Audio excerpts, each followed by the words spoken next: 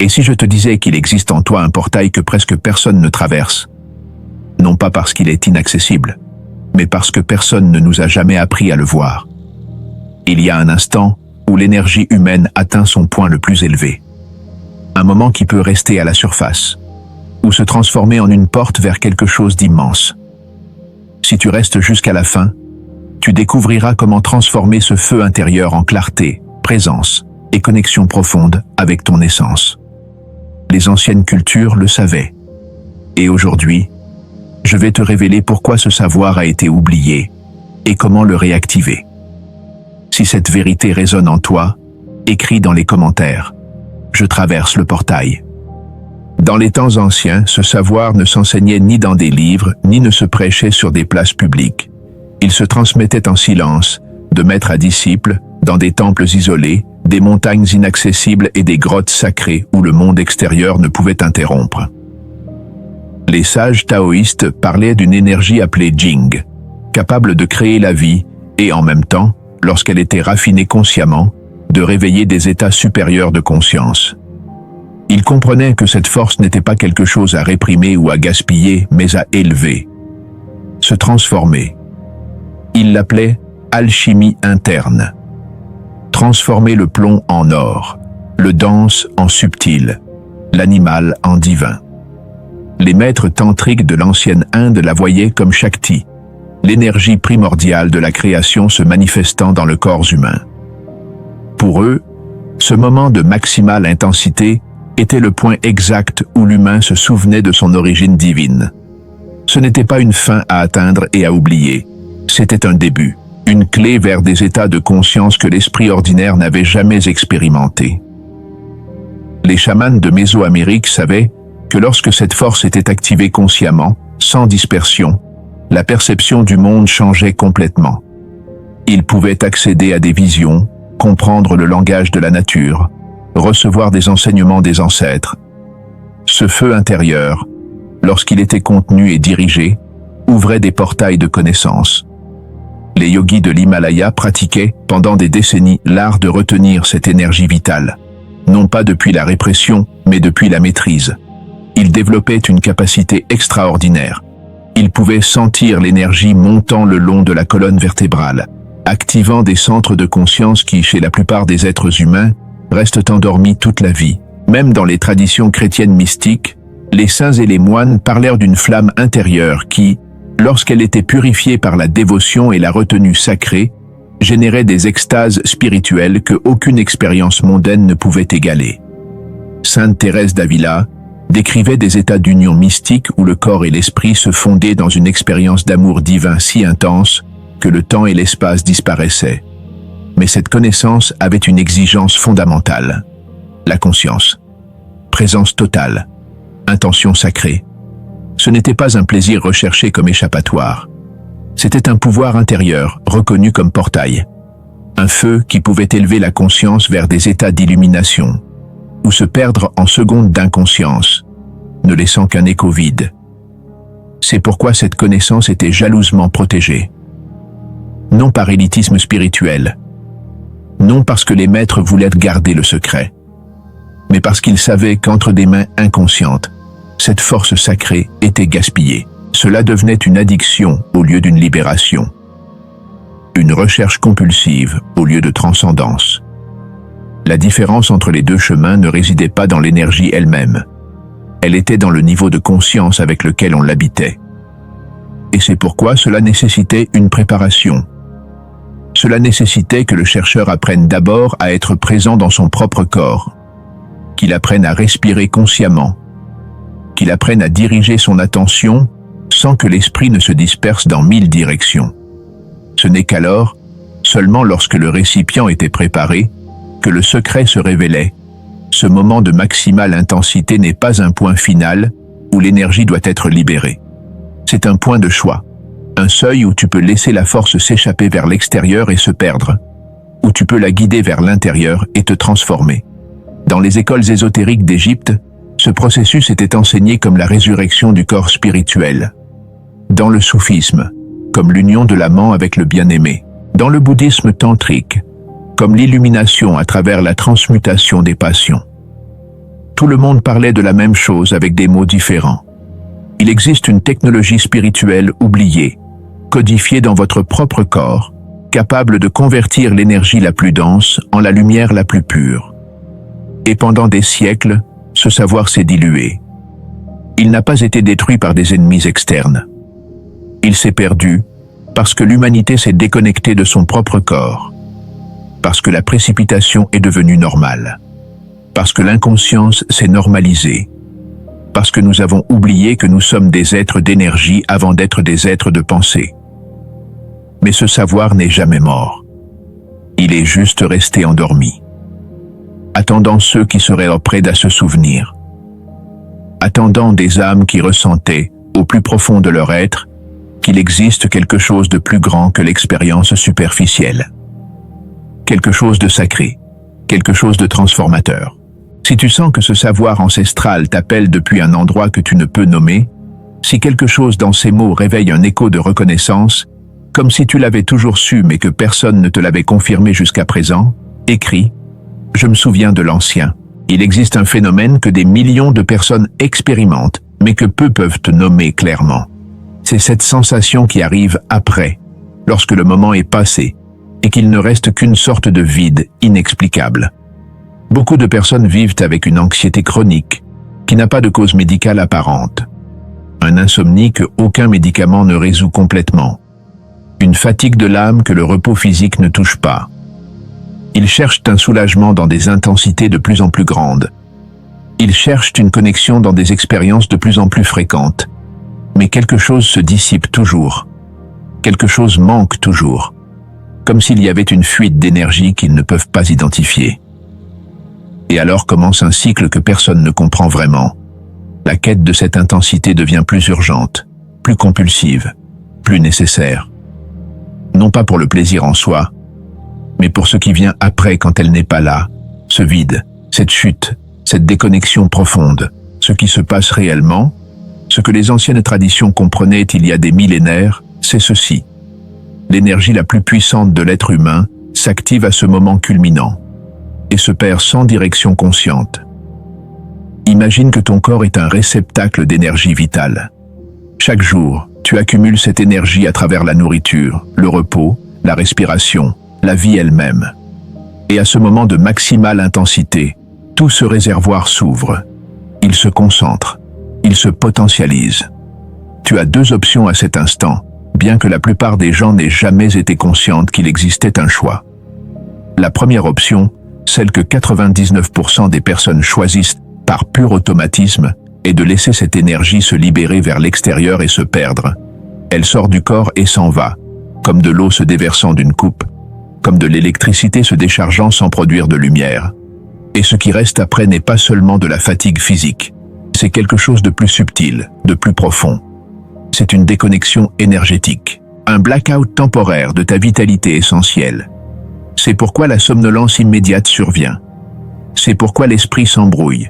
C'est pourquoi beaucoup de personnes ressentent une tristesse inexplicable après, ou de l'apathie, ou un vide émotionnel qu'elles ne peuvent te nommer. Ce n'est pas un manque de plaisir. C'est un manque de présence. C'est une perte d'énergie vitale sans transformation consciente. Et l'âme le sait. Bien que l'esprit ne le comprenne pas, bien que personne ne te l'ait expliqué, ton être essentiel perçoit que quelque chose de sacré vient de s'échapper, qu'un moment de potentiel transformateur s'est transformé en un moment de dispersion. C'est pourquoi cette quête constante existe. Parce qu'au fond, ton âme cherche non pas la répétition du plaisir, mais l'expérience complète qui n'arrive jamais. L'expérience de soutenir cette énergie, de l'intégrer, de permettre qu'elle te transforme de l'intérieur. Les anciens maîtres taoïstes ont observé ce phénomène avec une précision scientifique spirituelle. Ils ont remarqué que ceux qui dispersaient cette énergie vieillissaient constamment plus vite. Ils perdaient l'éclat dans les yeux. La clarté mentale diminuait, la force vitale s'affaiblissait. Ce n'était pas du moralisme. C'était une observation directe de la cause et de l'effet énergétique. Ils ont également remarqué autre chose. Ceux qui apprenaient à contenir et à diriger consciemment cette même énergie développèrent des capacités extraordinaires. Une plus grande vitalité, des esprits plus clairs, des corps plus sains, des états de conscience élargis, une intuition aiguisée, une créativité débordante. La différence n'était pas dans la répression de l'expérience, elle était dans sa transformation. En Occident, ce savoir ne s'est jamais largement diffusé. La culture moderne a assimilé libération à liberté, sans comprendre que la véritable liberté vient de la maîtrise, non de l'abandon compulsif. Et ainsi, une génération après l'autre a émergé, expérimentant des intensités sans présence, qui cherchent la connexion à travers la décharge plutôt qu'à travers l'intégration. Ils confondent le moment culminant avec une fin, alors qu'en réalité, c'est un début. Le résultat est partout, bien que personne ne le nomme directement. Des personnes qui se sentent de plus en plus déconnectées d'elles-mêmes, qui ont besoin d'une stimulation constante parce qu'elles ont perdu la capacité de ressentir leur propre énergie interne, qui vivent en surface de l'expérience sans jamais toucher à la profondeur. Et le plus triste, c'est qu'elles blâment l'expérience elle-même. Elles pensent que le problème est le désir, l'intensité, le corps. Quand le véritable problème est l'absence de conscience, le manque de connaissance sur la façon d'habiter ce moment depuis la présence totale. Il existe un autre chemin, un chemin que les sages ont parcouru pendant des millénaires, un chemin qui ne nie pas l'intensité mais qui l'élève, qui ne réprime pas l'énergie mais qui la raffine.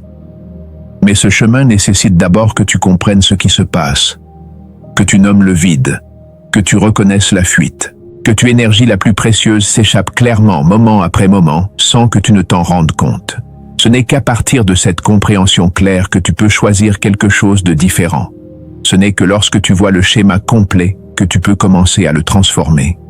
Si cela explique quelque chose de ton chemin, si cette description touche une vérité que tu as ressentie mais que tu n'as jamais pu exprimer, si tu reconnais ce vide inexplicable que personne d'autre ne semble comprendre, commente « Maintenant je comprends ».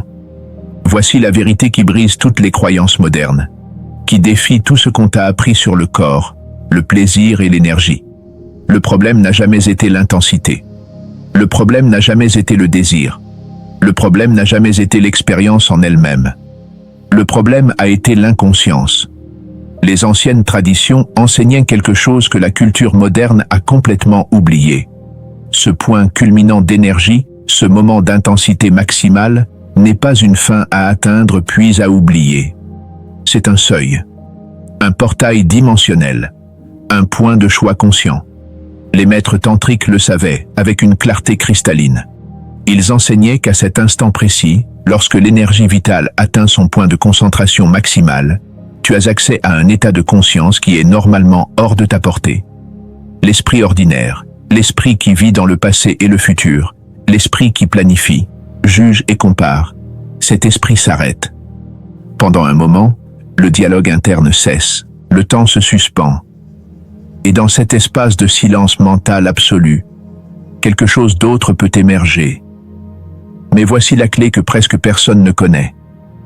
Cet état ne se maintient que si la respiration accompagne, si la présence demeure, si la conscience ne se disperse pas. Lorsque l'esprit ne se perd pas dans l'intensité, mais que la présence, lorsque la respiration ne devient pas chaotique mais reste consciente, quelque chose d'extraordinaire se produit.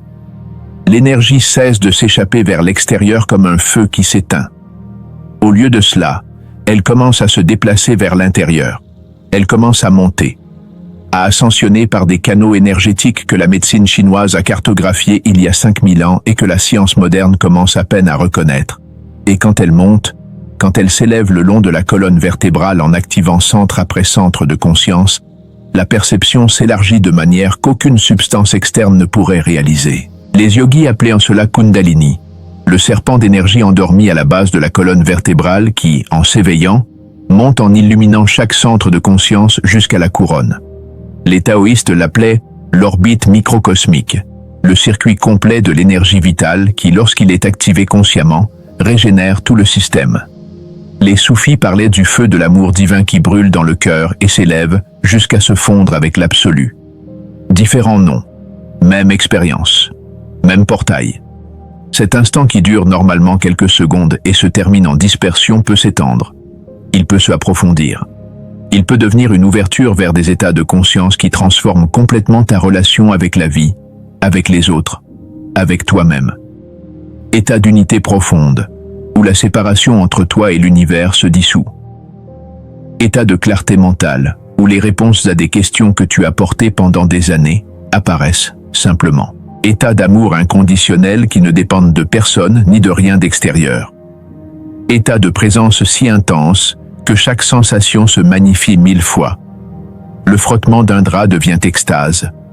La brise sur ta peau devient communion. La simple existence devient célébration. Ce n'est pas une fantaisie spirituelle.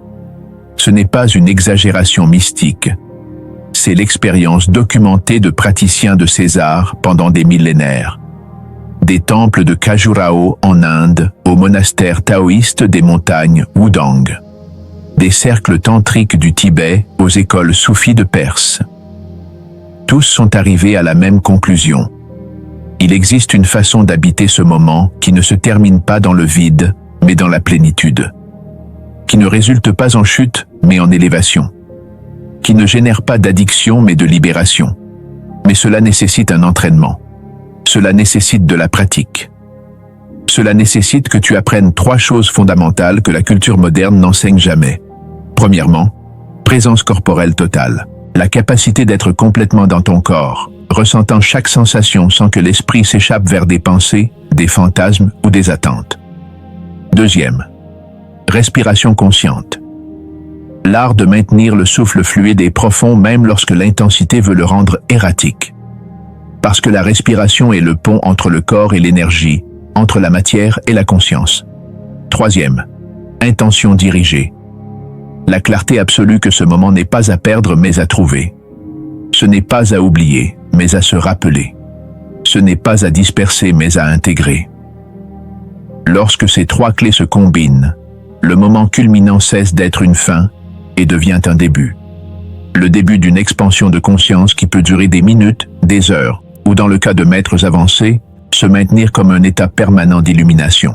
Il existe des enregistrements historiques de maîtres tantriques capables de maintenir cet état pendant des jours entiers, vivant dans une extase continue qui ne dépendait d'aucune stimulation externe.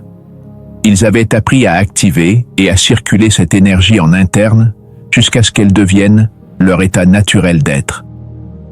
Ils ne réprimaient rien. Ils raffinaient tout, transformant l'énergie la plus dense en la lumière la plus pure. Alchimie dans sa forme la plus littérale. Et cette capacité n'est pas réservée aux moines dans des grottes ou aux yogis avec des décennies de pratique. Elle est disponible pour quiconque est prêt à apprendre, pour quiconque est prêt à quitter l'inconscience et à choisir la présence. Parce que ce portail que presque personne ne franchit ne nécessite pas de talent spécial. Il nécessite juste une décision. La décision d'habiter ce moment complètement, de maintenir l'énergie consciemment, de permettre qu'elle te transforme au lieu de simplement en profiter et de l'oublier. Si cette révélation éveille quelque chose de profond en toi, si tu sens que tu viens de te souvenir d'un savoir que ton âme a toujours su, mais que ton esprit avait oublié, si tu es prêt à franchir le seuil qui sépare l'expérience superficielle de la transformation profonde, écris « Je suis prêt ». Maintenant, nous arrivons à la pratique, au comment, aux méthodes concrètes qui transforment la théorie en expérience, la connaissance en sagesse, les mots en vécu. Et la première chose que tu dois comprendre est ceci. Ce n'est pas quelque chose de compliqué. Cela ne nécessite pas de position acrobatique. Tu n'as pas besoin de rituels élaborés ni d'objets sacrés. C'est quelque chose de profondément simple. Si simple que l'esprit le rejette au début parce qu'il attend de la complexité. Mais simple ne signifie pas facile. Parce que cela nécessite quelque chose que la plupart des gens n'ont jamais développé. La capacité d'être complètement présent pendant que le corps expérimente une intensité maximale. La première clé est la présence totale. Cela signifie que lorsque ce moment approche, au lieu de te précipiter vers lui, tu ralentis. Au lieu de te perdre en lui, tu te trouves en lui. Pas de hâte, pas d'urgence à arriver, pas de fuite vers la décharge pour finir rapidement. Au contraire, tu t'arrêtes intérieurement, tu ralentis. Tu t'ancrages dans le moment présent avec chaque fibre de ton être. Être complètement dans le corps, pas dans la fantaisie mentale, pas dans des images ou des pensées, dans la sensation pure, dans l'ici et maintenant absolu de ce que ton corps est en train d'expérimenter. Cela nécessite de la pratique. Au début, l'esprit voudra s'échapper, il voudra accélérer, il voudra terminer. Parce que l'intensité soutenue sans décharge génère une tension que l'esprit n'est pas habitué à soutenir. Mais cette tension est exactement le carburant de la transformation. La deuxième clé est la respiration consciente. Et voici le secret qui fait toute la différence. Lorsque l'intensité augmente, la respiration naturelle du corps devient rapide, superficielle, erratique. C'est une partie du réflexe automatique de décharge. Le corps se prépare à libérer. Mais si tu maintiens consciemment la respiration lente, profonde et constante, tu envoies au système nerveux un signal complètement différent. Nous n'allons pas décharger, nous allons intégrer. Inhale profondément, en remplissant d'abord l'abdomen, puis la poitrine. Comme si vous ameniez de l'énergie vers votre centre. Comme si chaque inhalation était un acte de recevoir la vie, d'apporter de la lumière en vous. Exhalez lentement, en vidant d'abord la poitrine, puis l'abdomen. Mais ne vous effondrez pas. Gardez de la dignité dans l'exhalation. Vous relâchez la tension. Vous ne laissez pas votre énergie s'effondrer. Et voici la partie cruciale. À ce moment de maximale intensité, lorsque tout en vous veut accélérer et libérer, maintenez la respiration encore plus consciente, plus lente, plus profonde. Imaginez que vous respirez non seulement de l'air, mais de la lumière. Que chaque inhalation apporte de l'énergie dorée dans votre corps. Que chaque exhalation intègre cette énergie dans chaque cellule. Les maîtres tantriques enseignaient une technique précise. Au moment culminant, au lieu d'exhaler avec force, vous inhalez profondément. Vous amenez l'air vers le bas de l'abdomen, vers ce qu'ils appelaient le hara, le centre de pouvoir vital, 3 doigts, en dessous du nombril. En faisant cela, l'énergie qui normalement se dirigerait vers l'extérieur et vers le bas, vers la décharge, est redirigée vers l'intérieur et vers le haut, vers l'intégration. La troisième clé est l'intention dirigée, et c'est peut-être la plus subtile, mais la plus puissante. À ce moment-là, ton intention ne peut pas être de libérer. Elle ne peut pas être de terminer. Elle ne peut pas être de décharger et de revenir à la normale. Ton intention doit être de ressentir et de maintenir, d'expanser et d'élever, de transformer et de transcender. Visualise l'énergie comme une lumière brillante qui, au lieu de sortir de ton corps, commence à monter le long de ta colonne vertébrale. Ne force pas la visualisation. Permets simplement l'intention. Donne simplement une direction à l'énergie. Imagine cette lumière montant depuis la base de ta colonne, activant chaque centre énergétique sur son passage. Montant doucement, illuminant, éveillant, expandant. Premier centre, base de la colonne. Sécurité, enracinement, vitalité primordiale. Deuxième centre, bas-ventre. Créativité, plaisir, pouvoir de création. Troisième centre, plexus solaire, volonté, pouvoir personnel, feu intérieur. Quatrième centre, cœur, amour, compassion, connexion. Cinquième centre, gorge, expression, vérité, authenticité. Sixième centre, entre-cils, intuition, vision, clarté. Septième centre, couronne, conscience pure, connexion avec l'absolu. Tu n'as pas besoin de visualiser tout cela avec un détail parfait. Laisse simplement la direction ascendante. Permets seulement à l'énergie de monter au lieu de fuir. Et pendant que tu fais cela, pendant que tu maintiens la respiration consciente, pendant que tu gardes la présence totale, pendant que tu diriges l'énergie vers le haut, quelque chose commencera à se passer. L'intensité ne diminuera pas. Au contraire, elle se multipliera. Mais elle changera de nature. Elle cessera d'être une tension qui cherche à se libérer et deviendra une expansion qui cherche à s'intégrer. Tout ton corps commencera à vibrer avec une énergie qui n'est pas seulement physique, c'est énergétique, c'est spirituel, chaque cellule s'éveillant, chaque atome brillant. Et à ce moment-là, Si tu maintiens la présence, si tu gardes la respiration, si tu conserves l'intention, tu franchiras le seuil. Tu entreras dans un état de conscience qui n'a pas de mots. Un état où le plaisir devient extase, où l'extase devient félicité, où la félicité devient paix absolue, où la paix devient unité avec tout ce qui existe. C'est le portail. C'est le rituel intérieur. C'est l'alchimie interne. Transformer le feu en conscience, la passion en présence, l'énergie en illumination. Cela ne se produira pas parfaitement la première fois, ni la deuxième, ni peut-être la 10e. Parce que tu inverses des années, peut-être des décennies, de conditionnement automatique.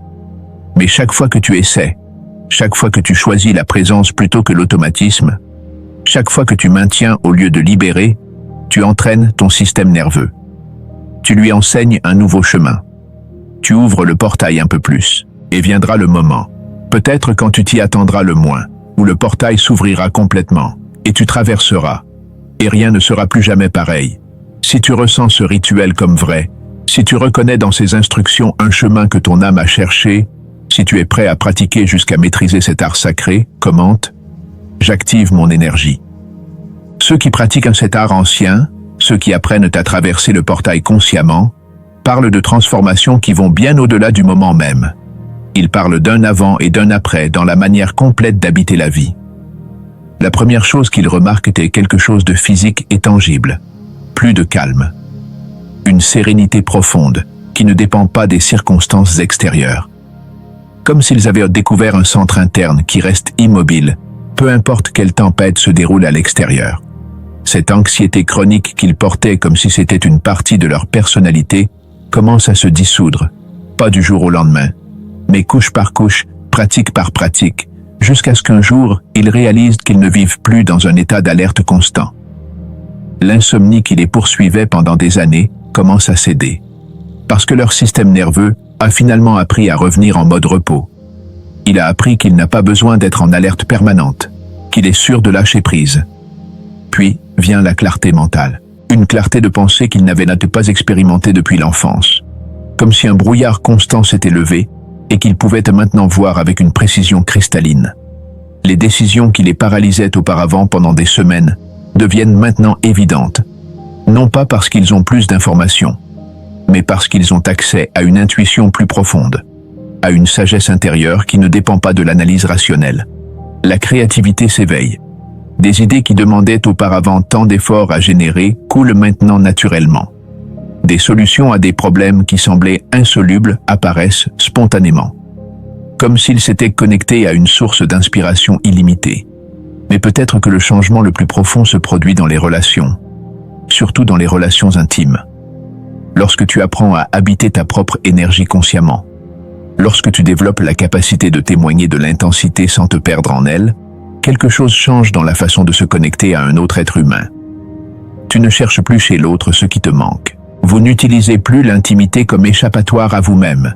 Vous n'avez plus besoin de décharge pour vous sentir temporairement soulagé.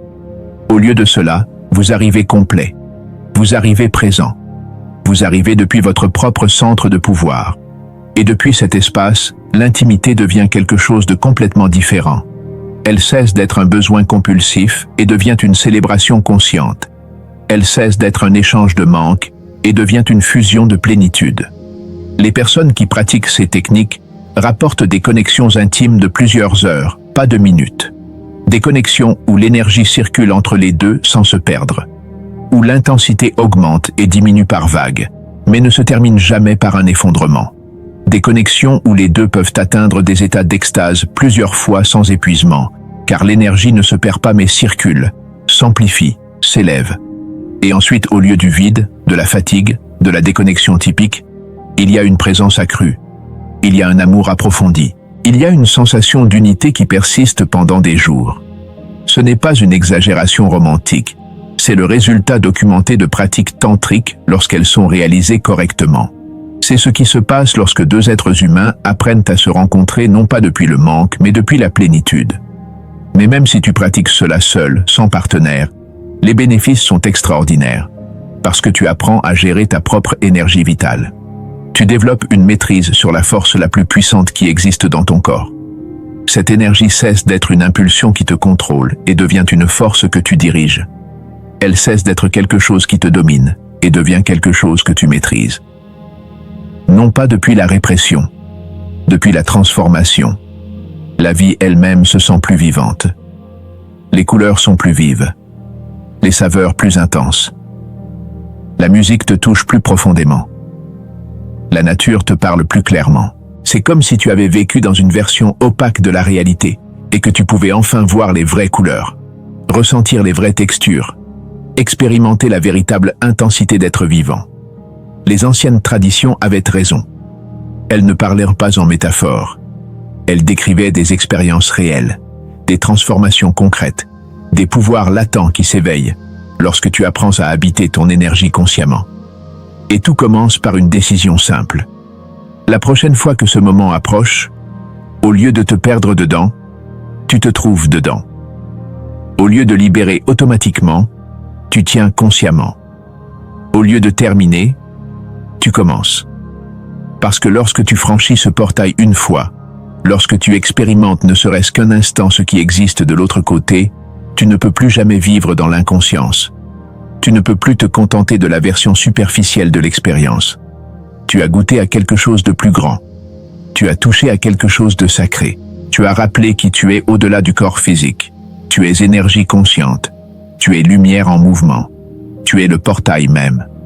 Si tu reconnais ce pouvoir comme le tien, si tu sens que ces mots ne t'enseignent rien de nouveau, mais te rappellent quelque chose d'ancien, si tu es prêt à intégrer cette lumière et à vivre à partir d'elle, écris « J'intègre la lumière ». Ce canal existe pour rappeler ce qui n'aurait jamais dû être oublié.